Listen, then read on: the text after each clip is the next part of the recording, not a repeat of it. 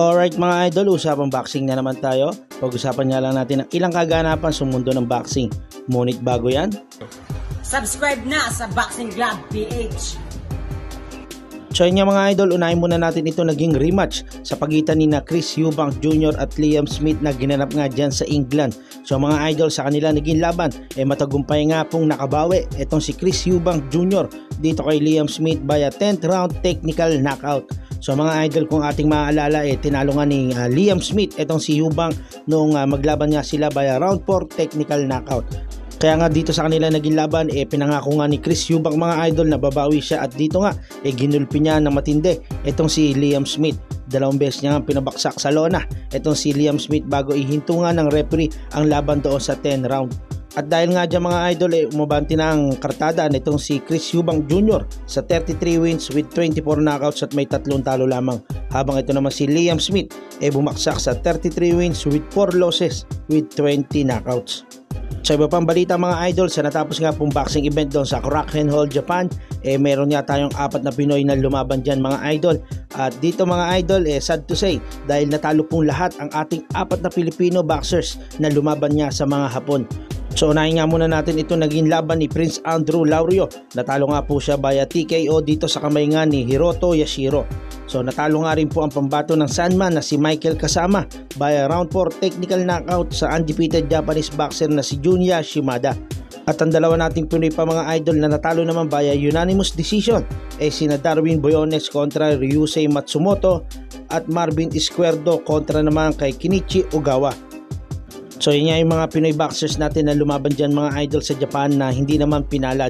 So bounce back nga mga idol. Sa iba pang balita mga idol, sa natapos nga pong boxing event dito sa Pilipinas kahapon dyan sa Nueva Ecija, San Isidro DMC Boxing Promotion, paboxing nga po yan ni Champ Denver Coelho. Nanalo nga po sa main event ang ating kababayan na si Gino the Silent Beast Rodrigo kontra sa Indonesian boxer na si Albius Maupani. Sa kanilang naging laban mga idol, matindi nga ang pinatikim ng hagupit nitong si Gino Rodrigo dito sa Indonesian boxer. Round 1 pa lang mga idol, pinabaksak na nga nito ni Rodrigo ng 2 beses. Quick 1-2, quick combination, another count. At pagsapit naman ng round 2, muli niya nga itong pinabaksak.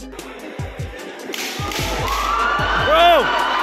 Pero sadyang matibay at matapang din itong Indonesian boxer mga idol.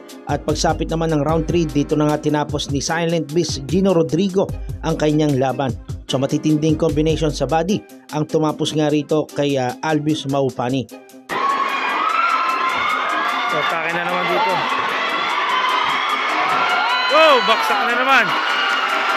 Yeah. At dahil nga dyan mga idol, umakit na ang kartada nito si Gino Rodrigo sa 11 wins with 9 knockouts at may 3 talo lamang. At sa co-main event man mga idol, ito nga ang matindi.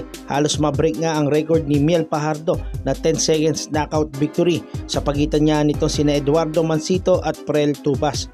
Sa kanilang naging laban mga idol, talagang marami ang nagulat na natapos ang laban sa loob lamang ng 20 segundo. So ito nga yung video, panoorin niya natin mga idol.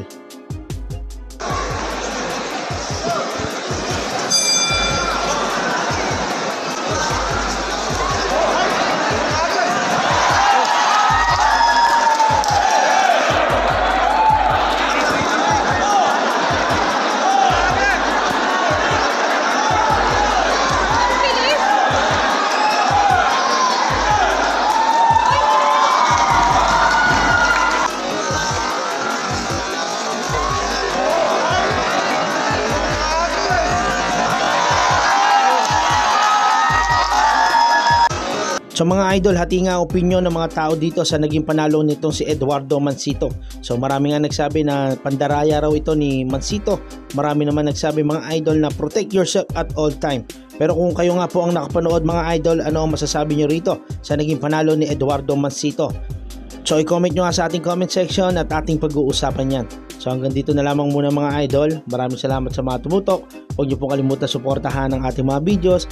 Please like, share, and subscribe. And please support boxing. Thank you.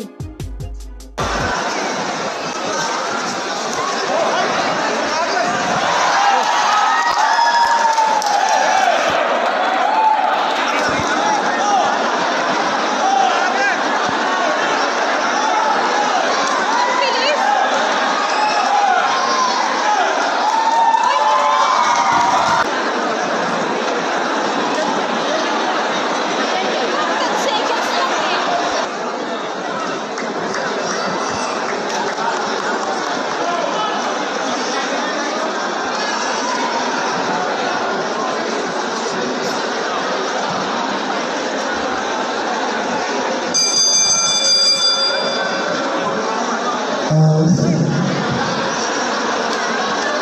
mo lang para dyan, para dyan.